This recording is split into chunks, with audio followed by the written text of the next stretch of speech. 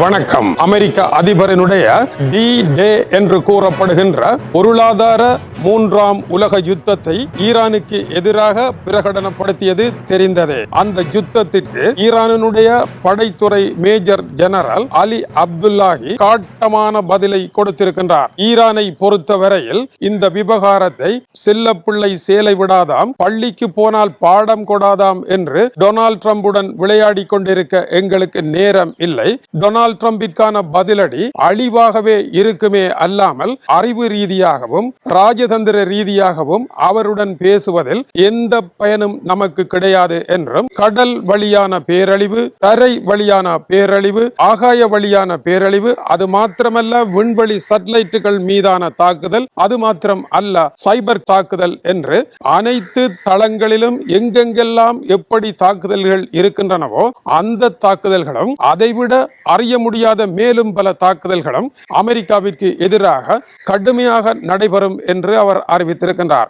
ஈரானை ஒடுக்குவதற்காக எடுக்கப்படுகின்ற இந்த ஆயுதத்தை உடைத்து தகர்ப்பதற்கு ஈரான் எல்லாவிதமான வழிகளையும் கையாளும் என்று அவர் போர் பிரகடனம் போல பிரகடனம் ஒன்றை செய்திருக்கின்றார். அமெரிக்க அதிபருக்கு எதிராக பொதுவாக இப்படியான கருத்துக்களை மற்ற நாடுகள் தோல்வி நிலையில் இருக்கின்ற பொழுது வழங்குவது இல்லை. உதாரணமாக கியூபாவிற்கு எதிராக அமெரிக்காவினுடைய நேற்றைய தடைகளை கேட்டும் கியூபா வாயே திறக்கவில்லை. கியூபாவில் இருக்கின்ற ஆட்சியை அகற்றுங்கள் என்று சிஐஏக்கு உத்தரவிட்ட பொழுதும் கியூபா வாயே திறக்கவில்லை. அமெரிக்கா என்கின்ற வல்லரசுடன் வாய் கொடுத்து மோதாமல் இருக்கலாம் என்று பார்ப்பவர்களை அடித்து வீழ்த்துகின்ற வரலாறை வெனிசுலாவில் அமெரிக்கா செய்திருக்கின்றது. ஆனால் இதற்கு முற்றிலும் முரணாக சீனாவினுடைய பாணியில் டொனால்ட் ட்ரம்ப் என்ன சொல்கின்றாரோ அவரை விட 2 மடங்கு அதிகமாக ஈரான் பிரகடனம் செய்கின்றது. ஈரானுடைய தஸ்னிம் நியூஸில் இன்று காலை இந்த சூடான செய்தி வெளியாகி இருக்கின்றது. அமெரிக்க அதிபர் அடிக்கடி நாடகங்களை போட்டு பொருளாதார டி டே என்கின்ற நாடக பிரதியை எழுத, அதற்கு பதிலாக அடுத்த நாடக பிரதி இப்பொழுது அமெரிக்க அதிபருடைய வெள்ளை மாளிகைக்குள் நுழைந்திருக்கின்றது. இதுதான் நாடக காட்சிகளாக இன்று காலை இருக்கின்றது. அதேவேளை அமெரிக்காவினுடைய படைத்துறை இழப்புகள் குறித்து அமெரிக்க தரப்பில் இருந்து வந்திருக்கும் இன்றைய செய்திகளின்படி இந்த போரில் இதுவரை 18 அமெரிக்க படை வீரர்கள் இறந்திருக்கின்றார்கள். இது அமெரிக்காவின் கணிப்பு. அதுபோல 757 பேர் போர்க்களத்தில் இருந்து படுகாயமடைந்து அப்புறப்படுத்தப்பட்டிருக்கின்றார்கள். இதுவும் அமெரிக்காவினுடைய கணிப்பு தான்.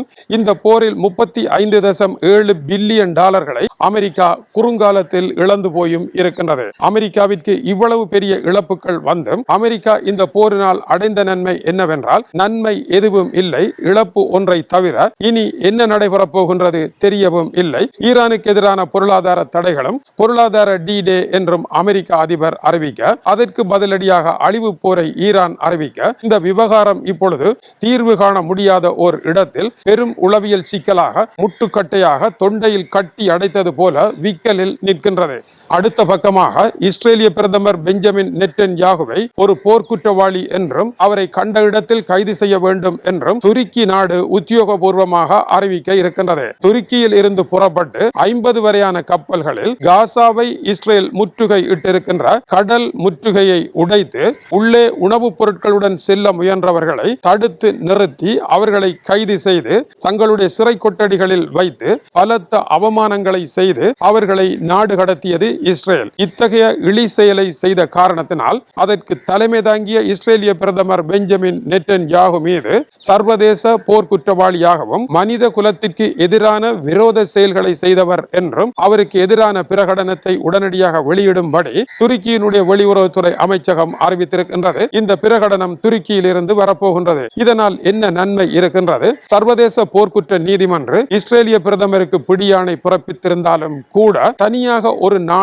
முன்வந்து நமது நாடும் இதை அறிவிக்கின்றது என்று எந்த ஒரு நாடும் இதுவரை அறிவிக்கவில்லை. துருக்கி இப்பொழுது தானாக முன்வந்து இந்த அறிவிப்பை விடுகின்றது. இதனுடைய பின்னணி என்ன? துருக்கி, சவுதி அரேபியா, பாகிஸ்தான் ஆகிய 3 நாடுகளும் இணைந்து மத்திய கிழக்கினுடைய புதிய நேட்டோ அமைப்பை உருவாக்கியது தெரிந்தது. இஸ்ரேல் தாக்குதலை நடத்தினால் இந்த 3 நாடுகளும் இப்பொழுது எகிப்தும் சேர இருக்கின்றது. அவர்களுக்கு எதிரான தாக்குதலை நடத்தும் என்பது இவர்களுடைய நோக்கமாகும். எனவே புதிய பாதுகாப்பு அணியொன்றை உருவாக்கியதன் பின்னதாக இஸ்ரேலிய பிரதமருக்கு எதிராக இவர்கள் நடத்தி இருக்கின்ற முதலாவது பாய்ச்சல் இதுவாக இருக்கின்றது. ஆனால் துருக்கிக்கு பழைய கோபம் இருக்கின்றது. இந்த கப்பல்கள் சென்றது போல துருக்கியினுடைய கப்பலில் சென்ற துருக்கிய கடற்படையினரை இஸ்ரேல் 8 பேர் வரை சுட்டுக் கொன்ற சம்பவமும் அத்தருணம் துருக்கியினால் எதுவும் செய்ய முடியாத நிலையில் இஸ்ரேலினுடைய கைகள் ஓங்கி இருந்த காரணத்தினாலும் துருக்கி பின்வாங்கி இருந்தது. ஆனால் இந்த கோபம் துருக்கிக்கு தணியாமலே இருந்தது. அதனால் தான் ஹமாஸ் அமைப்பை விடுதலை வீரர்கள் என்றும் அவர்கள் பயங்கரவாதிகள் இல்லை என்றும் துருக்கிய அதிபர் தையிப் எர்டோகன் நேட்டோவில் அங்கம் வகித்துக் கொண்டே பகிரங்கமாக பிரகடனம் செய்ததும் குறிப்பிடத்தக்கது. இப்பொழுது மத்திய கிழக்கில் ஏற்பட்டு வருகின்ற இந்த அலையானது இஸ்ரேலுக்கு எதிராக எப்படி திரும்ப முடியும் என்ற கேள்விக்கு இது பதிலாக இருக்கின்றது. இந்த நாடுகள் அமெரிக்க ஆதரவு நாடுகளாக இருந்தாலும் கூட அமெரிக்கா இப்பொழுது இஸ்ரேலுடன் முரண்பட்டு தான் நிற்கின்றது. அமெரிக்காவினுடைய கருத்துக்களையே இவர்கள் பிரதிபலிக்க ஆரம்பிக்கின்றார்கள். இந்த பிரகடனமானது என்ன செய்யும்?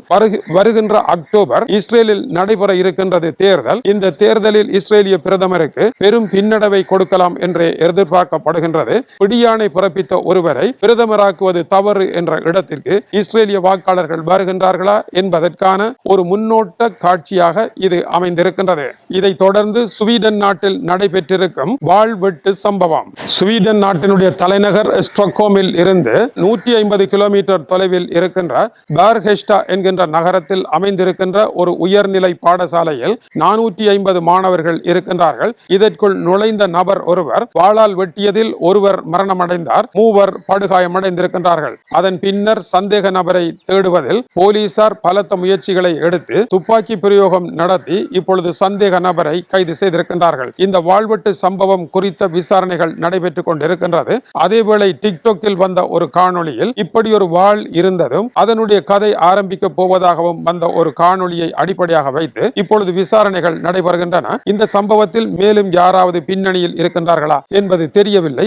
ஆனால் இதற்கு முன்னர் ஹெல்மெட் அணிந்தபடி வாளால் வெட்டி 3 பேரை கொன்ற ஒருவருடைய கதையின் பின்னணியில் இது வந்திருக்கின்றது. ஸ்வீடன் நாட்டில் நடைபெற்ற துப்பாக்கி பிரயோகம் ஒன்றில் 10 பேர் அடைந்த மரணத்தின் பின்னர் இது முக்கிய இடத்தை பிடித்திருக்கின்றது.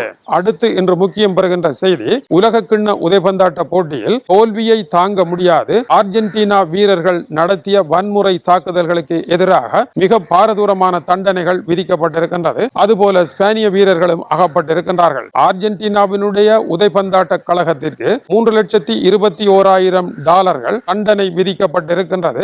அர்ஜென்டினா வீரர்கள் மிக மோசமான இன துவேஷம் நிறைந்த தனி மனிதர்களை அவமானப்படுத்துகின்ற சொற்களை மைதானத்தில் பேசினார்கள் என்றும் தாங்களே பெரியவர்கள் என்பது போல நடந்து கொண்டார்கள் என்றும் இந்த மேட்டிமைத்தன உளவியல் நோய்க்கு காரணமாக இருந்த அவர்களினுடைய உதைபந்தாட்ட சம்மேளனம் இந்த பணத்தை கட்ட வேண்டும் என்று கூறியிருக்கின்றார்கள். இது மாத்திரம் அல்லாமல் ஸ்பானிய வீரர் ஒருவர் 1-0 கோல் கணக்கில் ஸ்பானியா வெற்றி பெற்ற பின்னர் அந்த நாட்டினுடைய வீரரனுடைய கழுத்தை பிடிக்க இன்னொருவர் வந்து தடுக்க அவரை தள்ளிவிட்டார். அர்ஜென்டினா நாட்டை சேர்ந்த லியாண்டோ பரடைஸ். இவர் 7 சர்வதேச ஆட்டங்களில் விளையாட முடியாது. $90,000 இவருக்கு தண்டம். இரண்டாவது நஹிஜல் மோலினா. இவருக்கு 7 சர்வதேச போட்டிகளில் விளையாட தடை. அத்தோடு $90,000 தண்டம். மூன்றாவது தியாகோ அல்மேடா. ஒரு சர்வதேச ஆட்டத்திற்கு தடை $30,000. நான்காவதாக ஸ்பானிய வீரர் காவி. ஓர் சர்வதேச ஆட்டத்திற்கு தடை $30,000 தண்டம் கட்ட வேண்டும். ரொபர்டோ அயாலா அர்ஜென்டினா நாட்டினுடைய உதவி பயிற்சியாளர். 3 ஆட்டங்களுக்கு பயிற்சி செய்ய முடியாது, $30,000 தண்டம் கட்ட வேண்டும். ஆனால் இந்த தண்டங்கள் எல்லாம் சர்வதேச ஆட்டங்களுக்கு மட்டுமே பொருந்தும். சாதாரண சர்வதேச தொடர்பில்லாத கிளப் ஆட்டங்களுக்கு பொருந்தாது என்றும் அறிவிக்கப்பட்டிருக்கின்றது. சர்வதேச உதைபந்தாட்ட போட்டியில் வெற்றி பெற முடியாத பொழுது இப்படி செய்தால் வெற்றி பெறலாம் என்று பல நுட்பங்கள் கையாளப்படுகின்றன. அந்த நுட்பங்களில் ஒன்று சக வீரரை உணர்ச்சி வசப்படுத்தி கூடாத வார்த்தைகளை பேசி வெற்றியை பெற்றுவிடலாம் என்பதாகும். இந்த வேலையை முன்னர் இத்தாலி செய்தது இப்பொழுது அர்ஜென்டினா செய்திருக்கின்றது. அர்ஜென்டினா தோல்வி அடைவதற்கு இதுவே காரணமாகவும் அமைந்தது என்பதும் கூர்ந்து கவனிக்கத்தக்கது.